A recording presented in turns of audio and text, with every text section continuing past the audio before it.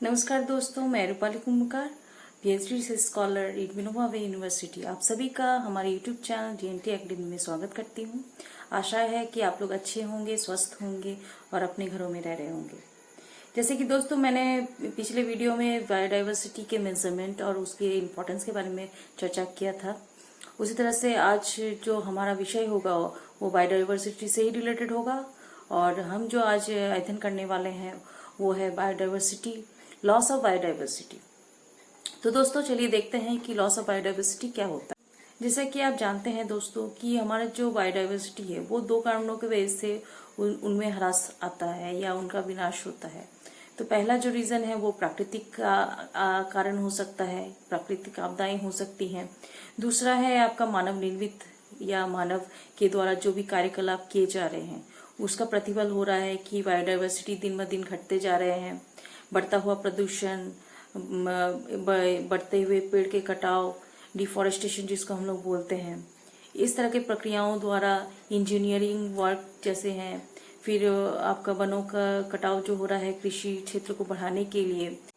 इस प्रकार दोस्तों अगर हम जैव विविधता के ह्रास के कारणों की समीक्षा करें तो हम कई बिंदुओं द्वारा इसको समझ सकते हैं। पहला मेरा बिंदु है आवासों का विनाश, दूसरा है विदेशी प्रजातियों का निवेश, तीसरा है प्रदूषण, चौथा है जनसंख्या वृद्धि एवं गरीबी तथा पांचवा है प्राकृतिक कारण। तो देखते हैं दोस्तों, पहले हम चर्चा करते हैं। हमारा जो पहला कारण है वो है आवासों का विनाश। आप जैसे कि आप जानते हैं कि मनुष्य के द्वारा दिन ब दिन वनों का कटाव हो रहा है, प्रदूषण किया जा रहा है, जिसकी वजह से जो नेचुरल एक हैबिटेट है, जैव विविधता का जो आवास स्थल है वो उसमें ह्रास हो रहा है, उसकी क्वालिटी में ह्रास हो रहा है, उसके क्षेत्र में घटाव हो रहा है, उसके जो क्षेत्र है वो छोटा होता जा रहा है। तो इन कारणों के वजह से जो जैव विविधता है उसमें जो उसके जो ह्रास की दर है वो दिन ब दिन बढ़ते जा रही है। हमारा दूसरा जो पॉइंट है वो है विदेशी प्रजातियों का प्रवेश। जैसे कि मैंने पिछले वीडियोस में आपको नेटिव स्पीसीज और एलियन स्पीसीज के बारे में बताया था। तो क्या होता है कि जब हम नेटिव स्पीसीज के साथ एलियन स्पीसीज को मिक्स कर देते हैं, यानी कि विदेशी प्रजातियों को का प्रवेश कर देते हैं, तो इसके कारण क्या होता है, नेटिव स्पीसीज को खतरा पहुंचता है, या वहाँ के मतलब जो ओरिजिनल जो स्पीसीज है उनको खतरा पहुंचता है। वो उसका जो एलियन स्पीसीज है वो उसका विनाश कर देते हैं। तो आप तालाब में जलकुंभी का उदाहरण ले सकते हैं। जब वो उसका इंट्रोड्यूस किया गया, उसको जब तालाबों में या आपका नदियों में अगर किसी कारणवश इंट्रोड्यूस किया गया है, तो आप जानते हैं कि जलकुंभी क्या करता है, पूरे क्षेत्र में फैल जाता है, बहुत तेजी से फैलता है। और फैल कर क्या करता है, जो आपका जो जल का जो ऑक्सीजन लेवल है उसको घटा देता है।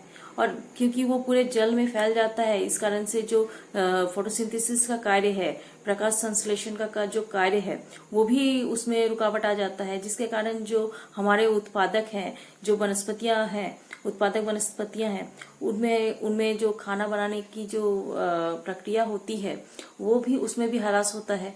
जिसके वजह से क्या होता है, जो हमारे झील या तालाबों में जो उपभोक्ताएं हैं, जो उपभोक्ताएं जो उस वनस्पतियों को खाते हैं, जो उसके ऊपर निर्भर करते हैं, कहीं ना कहीं उनके ऊपर भी संकट आ जाता है, क्योंकि उन्हें खाना नहीं प्राप्त होता है, क्योंकि प्रकाश संश्लेषण का कार्य रुक जाता है। तो इस प्रकार जब अगर हम विदेशी प्रजातियों को अगर इंट्रोड्यूस करेंगे किसी क्षेत्र पर, तो कहीं ना कहीं वो क्या करता है, उस इकोसिस्टम को बर्बाद कर देता है। या हो सकता है इसका कोई पॉजिटिव आपका रिजल्ट भी आ सकता है, लेकिन पॉजिटिव से ज्यादा नेगेटिव ही रिजल्ट देखा जाता है। अगर आप धान के किस्मों को देखें, क्यों नए नए धान के किस्म लाए जा रहे हैं, जेनेटिक एक्सचेंज किया जा रहा है, जीन में आपका जीन को अलग अलग जीन को मिक्स किया जा रहा है, तो कहीं ना कहीं धान का जो है वैरायटी, बहुत तरह के वैरायटी आ रहे हैं, जिसमें उत्पादकता का जो प्रोडक्शन है वो बहुत ज्यादा होता है। तो कहीं ना कहीं इन प्रजातियों के इंट्रोड्यूस होने के कारण बहुत सारे जो जीव जंतु हैं उनमें ह्रास आया है, वो लुप्त हो चुके हैं। तो कहीं ना कहीं जब हम एलियन स्पीसीज को इंट्रोड्यूस करते हैं एक नेटिव स्पीसीज के स्थान पर, या उस जो जहाँ पे नेटिव स्पीसीज पाया जा रहा है आपका इकोसिस्टम में, जिस इकोसिस्टम में पाया जा रहा है, वहां पे अगर हम एलियन स्पीसीज की को अगर इंट्रोड्यूस कराएंगे तो कहीं ना कहीं वो क्या करता है, वो बहुत तेजी से बढ़ता है, वो फाइट करता है नेटिव स्पीसीज से और कहीं ना कहीं उस फाइट में वो जीतता है और उस वहां के नेटिव स्पीसीज को हानि पहुंचाता है। तो दोस्तों हमारा जो तीसरा पॉइंट है वो प्रदूषण है। जैसे कि आप जानते हैं कि मनुष्य के कार्यकलाप के कारण दिनों दिन जो प्रदूषण है वो बढ़ता जा रहा है, उसका जो स्तर है वो बढ़ता जा रहा है, जिसके कारण हमारा वायु प्रदूषण, जल प्रदूषण, धरातलीय प्रदूषण, कई तरह के प्रदूषण हो रहे हैं और जिसके कारण आपका कहीं ना कहीं ग्लोबल वार्मिंग हो रहा है। और ग्लोबल वार्मिंग होने के कारण क्लाइमेट चेंज यानी कि जलवायु में परिवर्तन हो रहे हैं। जलवायु परिवर्तन होने के कारण कई प्रजातियां लुप्त हो चुकी हैं और लुप्त हो रहे हैं और जो नाजुक प्रजातियां हैं वो भी बहुत खतरे में हैं और वो भी लुप्त होने वाले हैं। तो इसलिए दोस्तों जो प्रदूषण का जब हम बात करते हैं तो आप वायु प्रदूषण देख सकते हैं। वायु प्रदूषण से क्या होता है कि जब वर्षा होती है, वृष्टि होती है तो उसमें अम्ल वर्षा होता है। तो अम्ल वर्षा होने के कारण क्या होता है कि जो नाजुक जीव जंतु हैं जो अम्ल वर्षा को सह नहीं पाते हैं वो आपका समाप्त हो जाते हैं, लुप्त हो जाते हैं। वहीं अगर हम जल प्रदूषण का बात करें तो कहीं ना कहीं आपका जो भी फैक्ट्री से जितने भी केमिकल्स आते हैं वो नदी, तालाबों में, झीलों में वो निष्कासित किए जाते हैं। तो इस तरह से क्या हो जा रहा है, उन केमिकल्स के वजह से या उन जहरीले पदार्थों के वजह से वहाँ के जैव विविधता, तालाब हो, नदी हो, चाहे वो समुद्र हो, जैव विविधता को उससे ह्रास हो रहा है।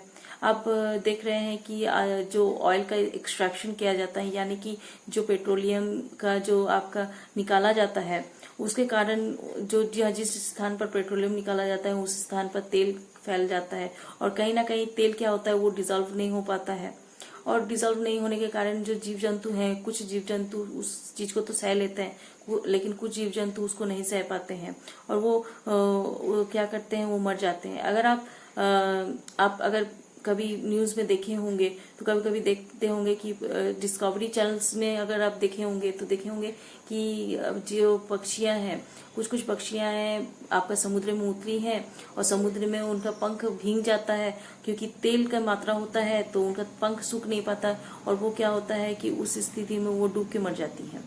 तो इस तरह से दोस्तों कहीं ना कहीं अगर प्रदूषण हो रहा है तो उसके कारण जैव विविधता को बहुत बड़ा खतरा है और अगर इसको नियंत्रित नहीं किया गया तो आगे जैव विविधता पूरी तरह से समाप्त हो जाएगा। दोस्तों हमारा जो चौथा पॉइंट है वो है जनसंख्या वृद्धि एवं गरीबी। अगर अब गरीबी की बात करें तो विश्व में अभी भी 40% जो लोग हैं वो गरीबी रेखा के नीचे रहते हैं और जो लोग गरीबी रेखा के नीचे रहते हैं वो कहीं ना कहीं जो जैव विविधता है उस पर ही निर्भर रहते हैं अपने जीवन यापन के लिए। वो वनों को काटते हैं, उससे ईंधन की लकड़ी लेते हैं, उससे खाद्य पदार्थ लेते हैं, जीव जंतुओं को मारकर शिकार करके उसको खाते हैं या उसके पदार्थों को बेचते हैं। तो उस तरह से वो क्या करते हैं कि जैव विविधता कहीं ना कहीं वो जैव विविधता पर ही निर्भर रहते हैं। वहीं अगर जनसंख्या वृद्धि की बात किया जाए तो हमारे विश्व में हर साल आपका 8 से 9 करोड़ लोग जुड़ते जाते हैं। जो जनसंख्या वृद्धि जो दर है वो 8 से 9 करोड़ है हर साल। तो दोस्तों जनसंख्या वृद्धि का जो दर है उसको नियंत्रित करने की आवश्यकता है क्योंकि अगर हम जनसंख्या वृद्धि को अगर नियंत्रित नहीं करेंगे तो जो जैव विविधता का जो ह्रास है वो दिनों दिन और बढ़ता जाएगा, तेज होता जाएगा। तो इसीलिए जरूरी है कि हम जनसंख्या वृद्धि को नियंत्रित करें। तो दोस्तों हमारा जो पांचवा बिंदु है वो है प्राकृतिक कारण। प्राकृतिक कारणों के वजह से भी जैव विविधता में ह्रास पाया जाता है। आप जानते हैं जैसे कि प्राकृतिक आपदाएं हैं उनके वजह से भी हमारा जो जैव विविधता है उसमें ह्रास होता है। आप देखेंगे कि प्राकृतिक आपदाओं के कारण जो बायोडाइवर्सिटी है उसका जो हैबिटेट है यानी कि निवास स्थल है उसमें आपका विखंडन हो जाता है, उसका विनाश हो जाता है। जैसे किसी स्थान पर अगर बाढ़ आया, मान लीजिए कि वन क्षेत्र में कोई बाढ़ आया तो कहीं ना कहीं वहां पे बहुत सारे जो प्रजातियां हैं वो आपका मर जाते हैं या वहां के प्रजातियों का विनाश हो जाता है। अगर वन में आग लग गया है, प्राकृतिक आग लग गया है तो उसके कारण वनों में बहुत बड़ा क्षति पहुंचता है, वहां के बायोडाइवर्सिटी को बहुत बड़ा क्षति पहुंचता है। तो इस प्रकार से अगर हम देखें तो प्राकृतिक कारणों के वजह से भी जो जैव विविधता में जो है ह्रास पाया जाता है। तो दोस्तों इन 5 बिंदुओं के अलावा भी कई ऐसे कारण हैं जिसके वजह से जैव विविधता में ह्रास पाया जाता है। जैसे कि शिकार हो गया, शिकार के कारण जो यानी कि पोचिंग का जो हम बात कर रहे हैं उसके कारण जीव जंतुओं का बड़े तौर पर ह्रास होता है या बड़े तौर पर उन्हें मारा जाता है उनके पदार्थों को लेने के लिए, उनके पदार्थों को लेके उसे बेचने के लिए, ब्लैक मार्केट में बेचने के लिए। तो इसके अलावा दोस्तों आप कृषि क्षेत्र के बारे में देख सकते हैं कि ये मनुष्य जो है कृषि क्षेत्र को बढ़ाने के लिए भी वनों का कटाई कर रहा है, जिसके वजह से जो जैव विविधता है उसका जो निवास स्थान है वो भी आपका छोटा होता जा रहा है। तो इस प्रकार से कई के कारण हो सकते हैं, तटीय क्षेत्रों का नष्ट होना, आपका जलवायु परिवर्तन होना, तो इस प्रकार से कई कारण हो सकते हैं जैव विविधता के ह्रास का।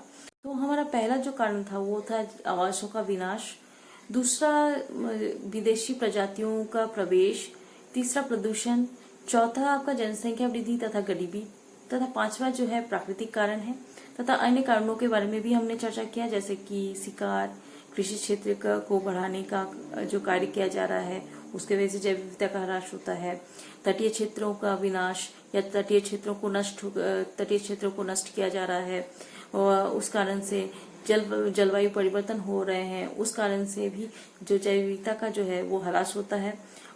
तो दोस्तों आज के लिए इतना ही। आशा है कि हमारा जो आज का वीडियो है वो आपको अच्छा लगेगा। अगर आपको हमारा वीडियो अच्छा लगता है तो उसे लाइक कीजिए, शेयर कीजिए और कमेंट जरूर कीजिए। उसके जरिए हमें पता चलता है कि हमारे वीडियोस में क्या कमी है, ताकि हम उसमें सुधार ला सकें, ताकि हम भी मोटिवेटेड होते रहें कि आपके लिए अच्छा वीडियो बना सके, आपके लिए यूजफुल वीडियोस बना सके। तो दोस्तों हमारे चैनल को सब्सक्राइब जरूर कीजिए। हमारे आने वाला जो वीडियो है, नेक्स्ट जो वीडियो होगा वो बायोडायवर्सिटी के कंजर्वेशन के ऊपर होगा। तो आप लोग हमारे वीडियोस को देखते रहिए और उसे लाइक जरूर कीजिए। नमस्कार दोस्तों।